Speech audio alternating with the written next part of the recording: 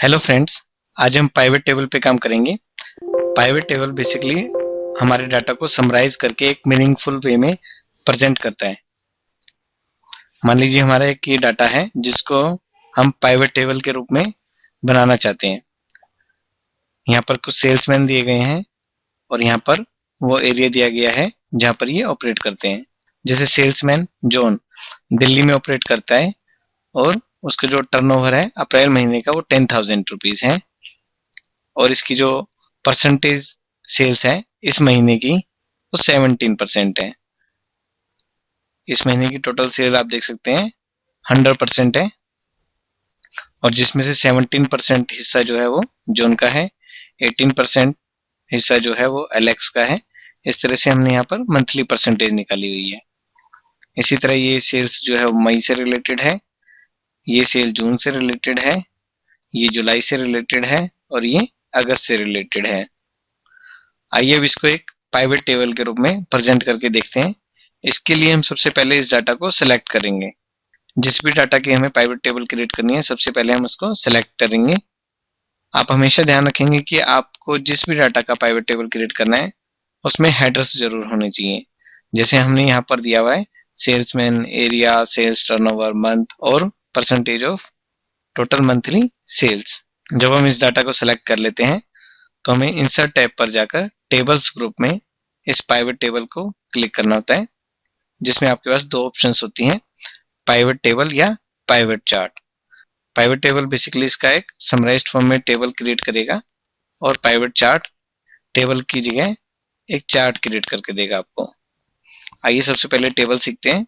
हम इस पे क्लिक करते हैं पाइवट टेबल पे। जैसे ही हम इस पे क्लिक करेंगे ये हमें रेंज को सिलेक्ट करने के लिए कहेगा। हमने रेंज पहले से ही सिलेक्ट करी हुई है तो इसलिए इसको हमें चेंज करने की जरूरत नहीं है।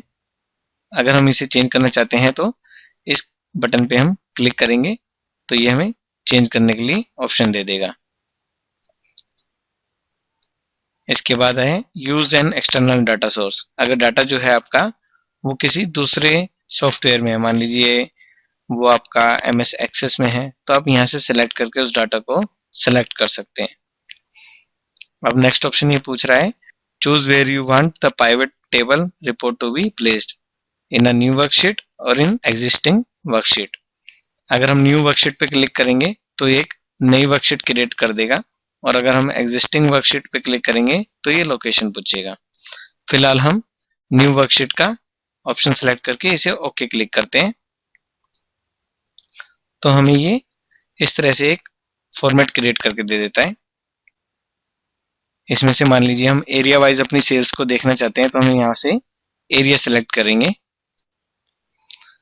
तो आप देख सकते हैं इसने बॉम्बे, दिल्ली और मद्रास जो हमारी 3 सिटीज थी जिनमें हमारे सेल्समैन थे उनको यहाँ पर डाल देता है। मान लीजिए हमें इन सिटीज में अपना सेल्स टर्नओवर देखना है तो हम इस पे क्लिक करेंगे तो आप देख सकते हैं यहाँ पर इसने टोटल सेल्स टर्नओवर को डाल दिया है कि बॉम्बे में हमारा इतना सेल्स हुआ है टोटल, दिल्ली में इतना सेल्स हुआ है और मद्रास में इतना सेल्स हुआ है। मान लीजिए हम इसके साथ मंथ भी सिलेक्ट करते हैं तो ये मंथ वाइज रिपोर्ट जो है हमें क्रिएट करके दे देता है कि हमारी जो टोटल सेल्स थी वो किस किस महीने में कितनी कितनी थी। इसी तरह आप सेल्स टर्नओवर की जगह सेल्स का परसेंटेज भी देख सकते हैं तो यहाँ पर ये उनके परसेंटेज आपको शो कर रहा है। फिलहाल ये परसेंटेज आपको डेसिमल में शो कर रहा है तो इसको चेंज करने के लिए हम होम टैब पे जाएंगे और इसका फॉर्मेट चेंज करके हम परसेंट कर देंगे तो आप देखेंगे इसने परसेंटेज में इसको क्रिएट कर दिया है। अगर हम दोनों देखना चाहते हैं तो हम दोनों चीजें भी देख सकते हैं। लाइक सेल्स टर्नओवर पे हम क्लिक करते हैं तो ये सेल्स टर्नओवर भी शो कर रहा है। अब आप देखेंगे इसने सेल्स टर्नओवर को भी परसेंटेज फॉर्म में लिख दिया है जबकि ये हमारा रुपीज फॉर्म में होना चाहिए। तो हम इसको सिलेक्ट करके इसका फॉर्मेट भी चेंज करेंगे। इसको हम कॉमा स्टाइल देते हैं तो ये परसेंटेज हटाकर कॉमा स्टाइल में इसे चेंज कर देगा और डेसिमल्स भी पुट कर देगा। डेसिमल्स भी हम हटा सकते हैं और ये परसेंटेज और वैल्यूज आप दोनों देख सकते हैं। अगर आप इसको सेल्समैन वाइज देखना चाहते हैं तो आप इसको यहाँ पर क्लिक कर सकते हैं कि किस सेल्समैन ने कितनी कितनी सेल करी है। जैसे अप्रैल में डेविड ने इतनी सेल करी है 9,000 की, और विल ने 17,000 की करी है। ये दोनों बॉम्बे से रिलेटेड हैं। इसी तरह इसने डिवाइड करके सभी मंथ्स यहाँ पर शो कर दिए हैं। उसके बाद इसने दिल्ली एरिया को सिलेक्ट करके उनके मंथ शो कर दिए हैं। तो इस तरह से आप एक समराइज्ड फॉर्म में जैसे आप चाहते हैं उस तरह से आप अपने डाटा को प्रेजेंट कर सकते हैं बड़े अच्छे फॉर्म में। अब आप देख सकते हैं कि ये बहुत अच्छा फॉर्मेट लग रहा है हमें रिपोर्ट को प्रेजेंट करने का, और कुछ ही क्लिक से आप इस फॉर्मेट को चेंज कर सकते हैं। अब मान लीजिए हम एरिया हटा देते हैं और सेल्समैन वाइज रिपोर्ट देखना चाहते हैं, तो आप देख सकते हैं कि ये रिपोर्ट सेल्समैन वाइज आ गई है। तो ये बहुत ईजी है। यहाँ पर आप देख सकते हैं इसने 4 ये बॉक्सेस बना दिए हैं। यहाँ पर ये कॉलम लेबल्स में वैल्यूज डाल रहा है।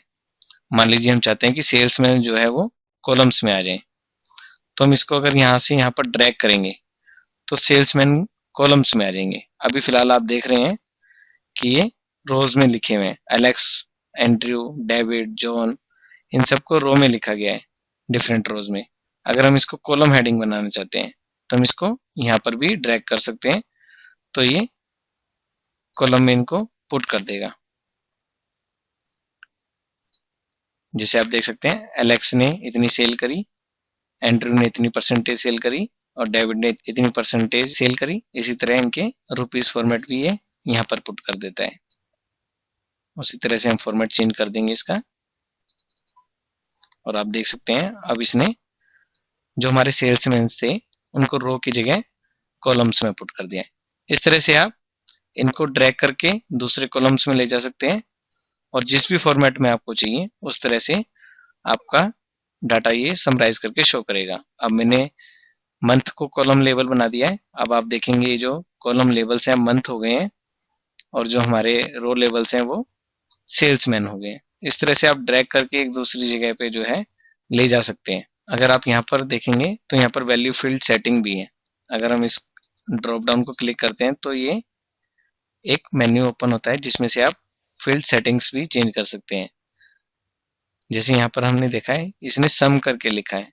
अगर आप काउंट करके लिखना चाहते हैं, एवरेज करके लिखना चाहते हैं, मैक्सिमम देखना चाहते हैं, मिनिमम देखना चाहते हैं, तो आप उसको सिलेक्ट कर सकते हैं।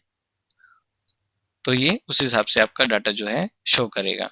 जब हम पाइवट टेबल क्रिएट करते हैं तो एक पाइवट टेबल टूल्स के नाम से टैब क्रिएट हो जाता है, जिसके अंदर 2 सब टैब्स होते हैं। एक होता है ऑप्शंस और एक होता है डिजाइन। ऑप्शंस में जैसे आप इसमें फॉर्मेटिंग कर सकते हैं, जैसे टेबल का आप नाम दे सकते हैं, यहाँ एक्टिव फील्ड लिखा गया है। यहाँ पर आप फील्ड सेटिंग्स में जैसे सब टोटल्स लिए हैं हमने, इसकी जगह काउंट, एवरेज, मैक्सिमम, मिनिमम कुछ करना है तो वो कर सकते हैं। इसी तरह आप ग्रुप कर सकते हैं, सिलेक्शन को अनग्रुप कर सकते हैं। मान लीजिए हम अपने डाटा पे ग्रुप अप्लाई करना चाहते हैं, तो इसके लिए हम अपने डाटा को सिलेक्ट करेंगे और यहाँ से ग्रुप पे क्लिक करेंगे।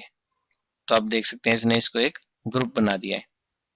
अगर हम इसको अनग्रुप करना चाहेंगे तो अनग्रुप भी कर सकते हैं। इसी तरह आप सॉर्ट भी कर सकते हैं, हालांकि ये ऑलरेडी सॉर्टेड है। आप देख सकते हैं पहले एलेक्स लिखा है, एंड्रू लिखा है, फिर डेविड लिखा है, तो असेंडिंग ऑर्डर में ये पहले से ही सॉर्टेड है। इसी तरह आप अपने डाटा को रिफ्रेश भी कर सकते हैं। मान लीजिए हम अपने डाटा में यहाँ पर कोई चेंज करते हैं।